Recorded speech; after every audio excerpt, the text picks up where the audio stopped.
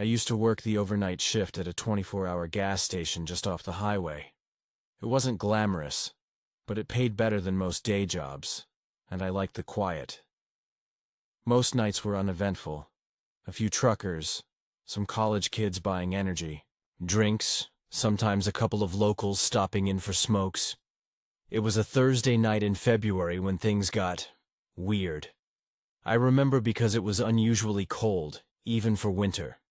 I had my space heater on full blast behind the counter, and there was still frost on the inside of the windows. Around 1:40 a.m., a guy walked in. He looked about my age, late 20s maybe, in a thick denim jacket, hands jammed in his pockets. I said, "Hey," like I always do. He nodded, didn't say anything. He walked the aisles slowly, not looking like he was shopping. Just lingering. He didn't even pick anything up. After about 5 minutes, he came to the counter and asked, "You remember me?" I thought maybe I'd gone to school with him or something. His face was vaguely familiar, but I couldn't place it. I told him no, sorry. He just smiled, not in a friendly way, more like he was disappointed or amused. "You don't remember anything, do you?" he asked. I laughed, a little nervous. "Should I?" "You gave me a ride once," he said. 5 years ago, out on Route 9. Now, that actually did ring a bell. I used to give people rides sometimes, back when I was more trusting, usually just short lifts into town or to the next gas station. But I didn't remember him specifically. "Oh yeah?" I said. "Sorry, I've picked up a few people over the years." His smile faded. "You left me," he said. I asked what he meant. "You pulled over like you were gonna help," he said. "Then when I got out to grab my bag, you took off." That stopped me cold. I didn't remember doing anything like that. "Are you sure that was me?" I asked. He nodded. "I remember your car, red Civic. You had a dent in the rear bumper and a sticker that said, 'Ask me about my zombie plan.'" My stomach dropped. That was my car. I hadn't had that bumper sticker in years. I peeled it off after an ex said it was cringe. I didn't know what to say. Maybe I really had done that. Maybe I'd panicked. I honestly couldn't remember. He leaned forward over the counter. I was out there for 6 hours in the cold. No phone, no signal. You were the only one who stopped. "I'm really sorry," I said. My voice cracked a little. "That wasn't right. I must have—" He cut me off. "Don't bother." Then he just stared at me for a few long seconds. I remember hearing the freezer hum and the heater clicking. Then he turned and left. No yelling, no threats. Just walked out into the cold. I stood there, heart pounding. After a minute, I stepped out from behind the counter to look through the glass. He wasn't in the lot. No car, no footsteps in the snow, just tire tracks from earlier customers. I checked the cameras. The ones inside showed him sure, walking in, pacing the aisles, standing at the counter. But the exterior cameras? Nothing. He never arrived. Never left. I checked the timestamp. It showed him coming in at 1:42 a.m. But when I fast-forwarded, there was no point where he exited. He just vanished from the frame. I didn't sleep when I got home. I just kept replaying that moment. His face, the way he said, "You left me." That was a month ago.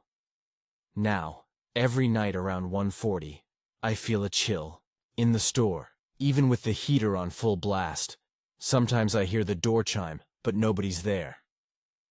Last night, the register tape printed out a blank receipt, time-stamped 1:42 a.m.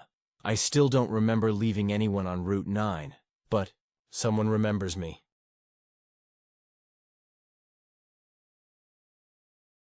It started with a Craigslist ad. I'd just moved back to the city after a breakup, needed something cheap and fast. The listing said, "Roommate wanted, large bedroom, downtown, quiet area, $500 mo all-inclusive." Must be clean, low drama. Prefer male, 25-35. It sounded almost too good to be true, but I was desperate. I emailed the guy, and he replied within an hour. His name was Sean. The apartment was a little old, but decent. Top floor of a 3-story, walk-up. Big living room, tiny kitchen, and 2 bedrooms. Nothing fancy, but clean. Sean seemed normal. Kind of quiet. Average height, pale, with dark circles under his eyes. Said he worked nights doing remote IT stuff. We talked for maybe 15 minutes. He didn't ask many questions, just said, "If you want it, it's yours." I moved in the next day. At first, things were fine. We barely saw each other. He stayed in his room most of the time, and when I did run into him, he was polite but short, always tired-looking. I figured it was the night shifts. After a week, though, I started noticing things. Little things. Like I'd wake up and the kitchen light would be on, even though I was the last one to bed. I'd find the bathroom mirror fogged up in the morning, as if someone had showered just before me. But Sean's door would still be shut, and I never once heard water running. Sometimes, when I was home alone, I'd hear the faint creak of footsteps above me, but we were on the top floor. There was no one above. One night I woke up to the sound of soft murmuring.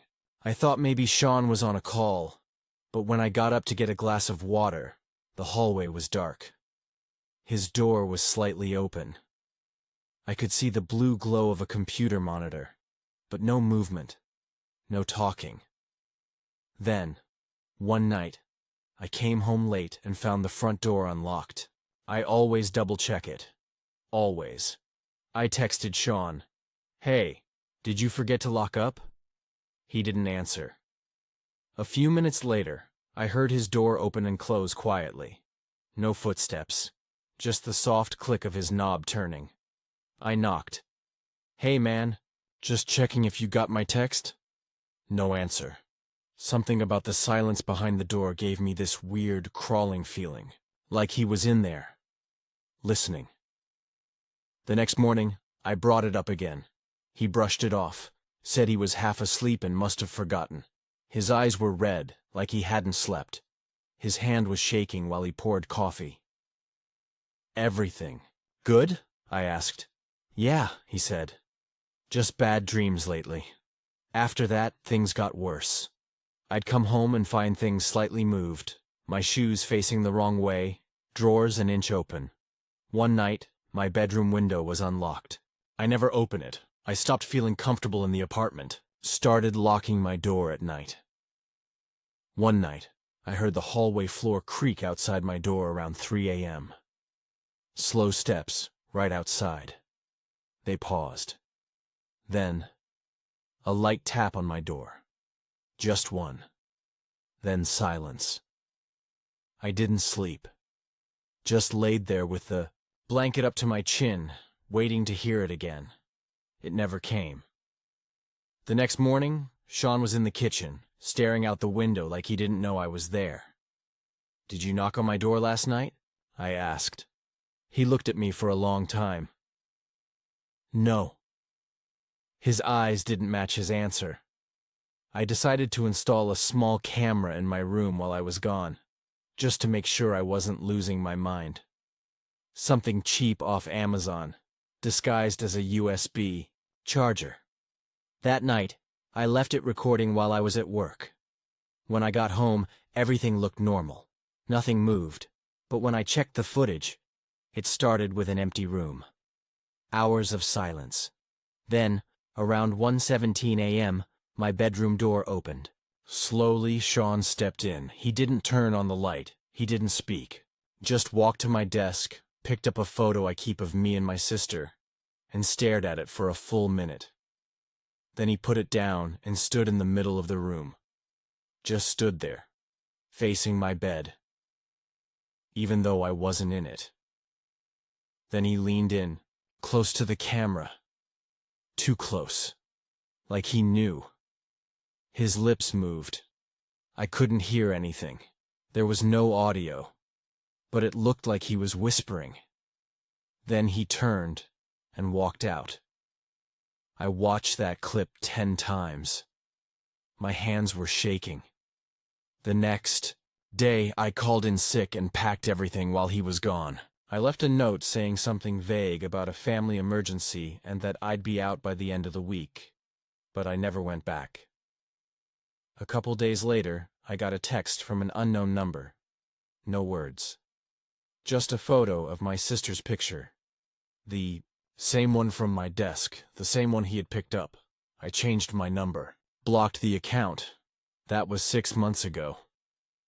I've moved twice since then. No roommates. I keep a baseball bat by the bed. Sometimes I get this feeling at night. Like there's someone just outside my door. Like if I opened it too fast, I'd catch him standing there, waiting. I looked up the address of that old apartment a few weeks ago, just to see.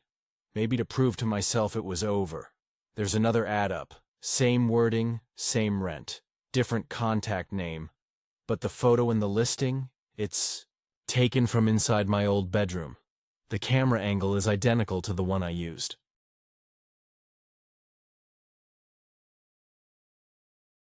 It was supposed to be a simple weekend trip. Just me and my college friend Kyle, heading up to the mountains for some hiking and fresh air. We used to do that kind of thing all the time back in school. But life happened.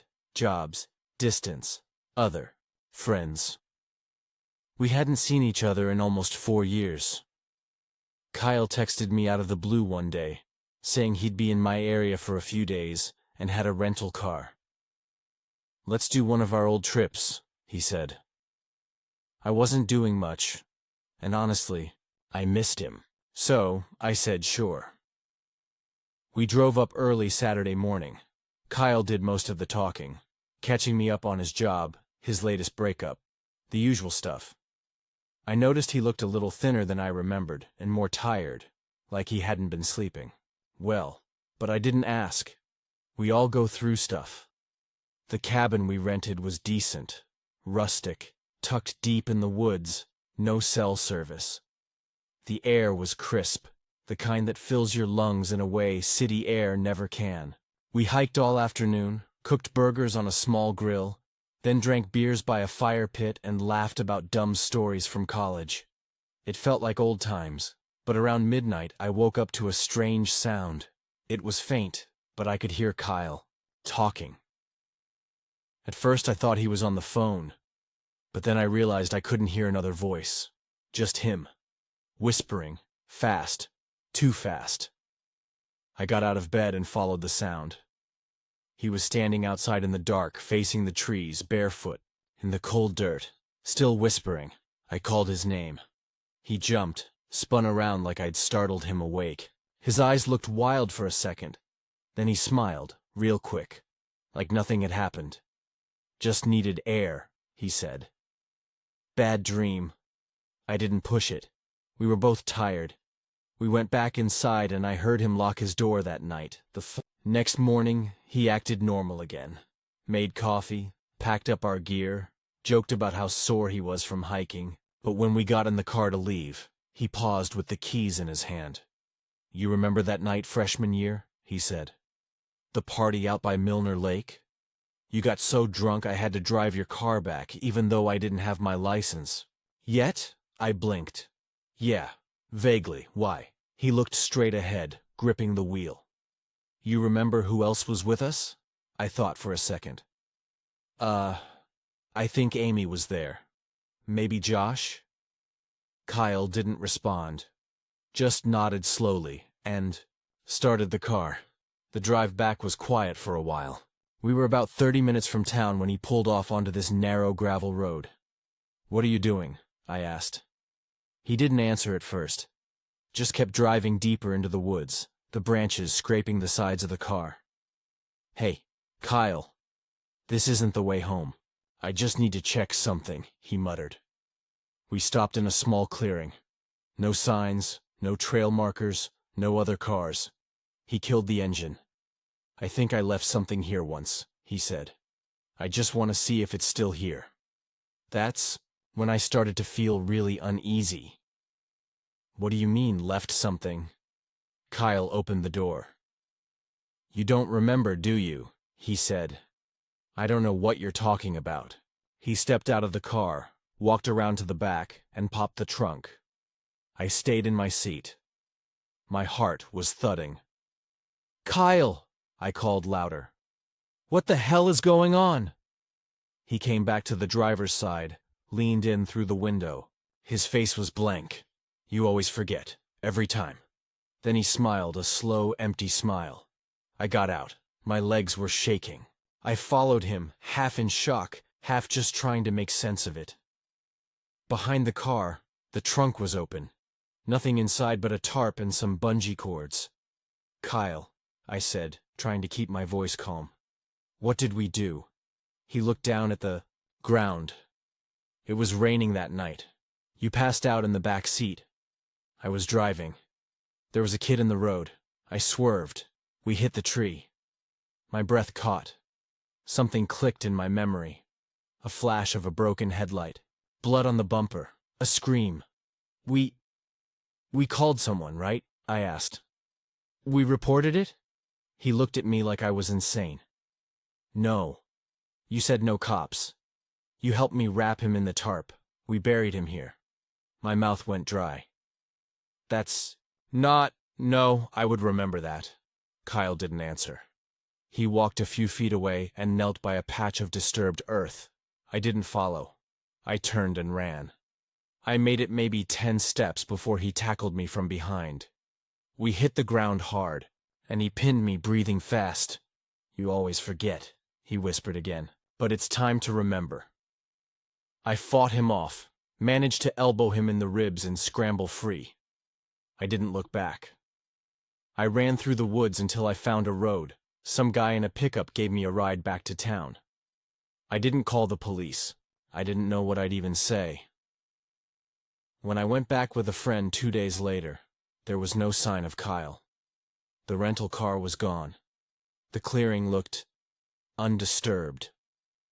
But I remember now. I remember the scream. I remember dragging the tarp, and I don't know if I forgot, or if he made me forget, but he hasn't contacted me since. And every night, I wonder if he's waiting for me to forget again, waiting to remind me.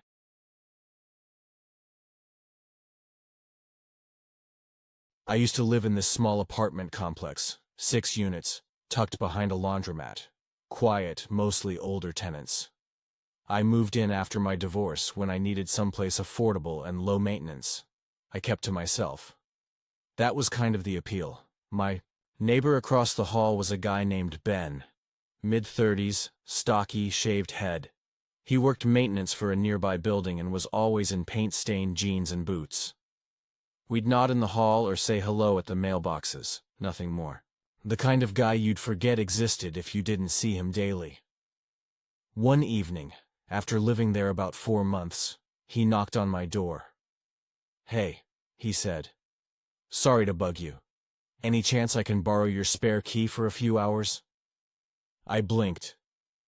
To my apartment? He smiled, scratching the back of his neck. Yeah, long story, but the super has a spare to mine, and he's out of town. I locked myself out and my tools are inside. I figured if I could go through the attic crawl space, I can drop down into my unit from the ceiling. They're all connected. Didn't love the idea. But he seemed harmless and desperate. So, against my better judgment, I handed it over. Promise I won't touch anything, he said. Just need to climb through. I gave a tight nod. Bring it back tonight? Of course. He didn't bring it back that night. Or the next. On day 3, I knocked on his door. No answer. I left a note. Nothing. That Friday, I came home from work and found my door unlocked. Everything looked normal. Couch, TV, kitchen. Nothing out of place. But that uneasy feeling crept in, like walking into a room someone's just left. I checked the bedroom. Closet open. Drawers untouched. But I noticed something strange. My socks, normally stuffed haphazardly in a corner of the drawer, were perfectly folded, like someone had been through them. I changed the locks that night. A week later, I saw Ben for the first time since he borrowed the key. He was coming down the stairs with a duffel bag. "Hey," I said, keeping my tone flat. "You still have my key?" He looked confused for a beat. "Your what?" "My spare. The one I gave you." He squinted. "You never gave me a key." I laughed. "Very funny." He didn't laugh back. "I think you've got me mixed up with someone else." Then he turned and walked out the door. I stood there stunned. Either he was screwing with me, or something was seriously wrong. Later that night, I texted my brother, told him the story. He offered to come by the next day, help me install a camera inside the apartment just in case.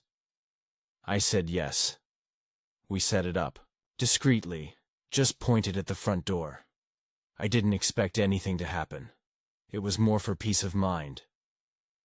2 nights later, I got an alert at 3:21 a.m., motion detected.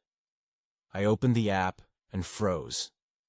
The video showed my front door unlocking. Slowly, then Ben stepped inside. He didn't turn on the lights. He just stood there, breathing heavy, then walked to the kitchen. He opened the fridge, looked inside for a while, then shut it. He didn't take anything, didn't say a word. Then he walked down the hall, to my bedroom door. The video didn't show the inside of the bedroom, but I know I locked it. I know I did. He stood outside the door for several minutes. Then, just like before, he left, locking the front door behind him. I didn't sleep the rest of the night. The next morning, I went straight to the leasing office, showed them the footage, told them everything. The manager frowned. "Ben? Apartment. 4? He moved out 2 weeks ago." I stared at her. "No. I saw him this weekend. He lives across from me." She shook her head. "He gave his notice a month ago. Left early. Keys turned in, everything. We haven't filled the unit yet." She pulled up the tenant file on her computer. Sure enough, vacant. I demanded they open the unit. We walked across the lot. She unlocked the door. It was empty. No furniture, no signs of life. Just dust on the windowsills and a faint smell of old paint. That's when I realized I'd never actually seen Ben in his apartment. Not once. The door had always been closed. No lights on, no sound. I filed a police report that day. Gave them the video. They said they'd look into it, but I didn't hear back. I moved out a week later. But the night before I left, something happened. I was sitting on the couch, surrounded by half-packed boxes. It was after midnight. I got up to use the bathroom, and when I came back, the front door was unlocked. Again. And on the kitchen counter was a single item that hadn't been there before. My spare key. Just sitting there. I checked the camera footage. Nothing. No motion, no visitors, nothing. Just me. Walking away. And the key. Appearing out of nowhere. I never saw Ben again. But sometimes I'll get that feeling in a new place, like someone's been there before me. Like drawers aren't exactly how I left them. And every night, before I go to bed, I check the lock 3 times. Because I keep wondering, who else has a key?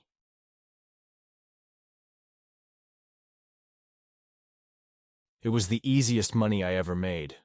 Or at least, it should have been. I was between jobs at the time, trying to freelance and scraping by. My friend Lacey put me in touch with this older couple she worked for. The Bennetts. They were heading to Europe for 3 weeks, and needed someone to house sit. Basic stuff. Bring in the mail, water a few plants, feed their cat, Maisie. They offered me $600 a week, free run of the house. It was a beautiful 2-story place in a quiet neighborhood. Clean, cozy, and full of old wooden furniture and thick carpets that made everything feel soft and warm. It even smelled like cinnamon. They left on a Thursday. I moved in that night. At first, it was perfect. Quiet, peaceful. I read a lot, cooked nice meals, took long baths. Maisie liked to sleep on my legs at night. I hadn't realized how stressed I'd been until I felt it leaving me, day by day. But on the fifth night, something shifted. I woke up at 3:12 a.m. Exactly. Not to a noise, but because I felt watched. Like someone was standing at the foot of the bed. But when I sat up, there was nothing. Just the cat curled at my feet, twitching in her sleep. I chalked it up to a dream. Or maybe just an unfamiliar space. But then the next morning, I found the hallway light was on. I never use it. It's one of those older fixtures with a pull chain. You really have to reach for it. I turned it off, not thinking much of it, until it happened again the next night. I turned off every light before bed, double-checked. But by morning, the hallway light was glowing again. That's when I started paying closer attention. I started noticing other things, small, strange things. The armchair in the living room would be at a slightly different angle each morning. One of the picture frames was tilted, but I'd straighten it, and the next day it'd be off again. I thought maybe I was sleepwalking, or that the cat was messing with things. But Maisie was old and lazy. She never left the couch unless it was mealtime. One night I stayed up late watching a movie. Around 2 a.m., I heard something from upstairs. The house has this narrow attic stairway just behind the guest room door. It's barely ever used, just storage up there. But I heard what sounded like light footsteps, deliberate, slow. I muted the TV and sat there, holding my breath. The steps stopped. I didn't sleep that night. The next day, I pulled down the attic stairs. I had to see. I climbed up, flashlight in hand. It was just as I expected. Boxes, old books, dusty holiday decorations. Nothing creepy, no signs of someone hiding up there. I was halfway convinced I'd imagined the sounds, but just as I turned to go, I noticed something odd. There was a cup sitting on one of the boxes, a regular ceramic coffee mug, but inside was water, fresh, still, and beside it, a small half-eaten granola bar, not dusty, not old. I climbed back down fast. I didn't want to be there anymore. I called Lacey the next day. I tried to laugh it off, made it sound like I was just spooked being in a big house alone. She hesitated. Did they ever tell you about their son? I frowned. No. She lowered her voice. He used to live there, but he's not well. Paranoid. Schizophrenic, I think. He was supposed to be in a facility, but there was some issue a few months ago. They don't talk about it. All I know is he used to sneak into the attic when he had bad episodes. I went cold. They didn't mention that when they asked me to stay here? No, they wouldn't. That night I locked every door, every window. I moved a chair under the attic handle. Maisie wouldn't stop pacing near the hallway. Something she'd never done before. She sat there and stared up at the ceiling for hours. At 2:46 a.m., I heard a soft creak from above. I froze. I didn't want to look, didn't want to know, but I had to. I got out of bed, barefoot, holding my phone like a weapon. The attic stairs were still up. The chair I wedged underneath hadn't moved, but right there, at the base of the stairs, was the coffee mug, sitting neatly on the floor, still wet inside. I left that night, packed a bag and went to stay at my brother's. I texted the Bennetts and made up a story about a family emergency. Told them I had to leave. I couldn't explain. They said they understood. But here's the part I still can't stop thinking about. When I got home, I opened my suitcase. I thought maybe I'd left. Some clothes behind, something to mail back. But right on top of my clothes was that same granola bar, same wrapper, same bite mark, just sitting there. I never went back. Never heard from the Bennetts again. Lacey told me they came home early. Said something had been disturbed in the attic. I didn't ask. Now, every night before I go to sleep, I check the corners of the room, the ceilings, the air vents, and some nights even now I wake up at 3:12 a.m. with that same feeling, like someone is standing right there, watching, waiting.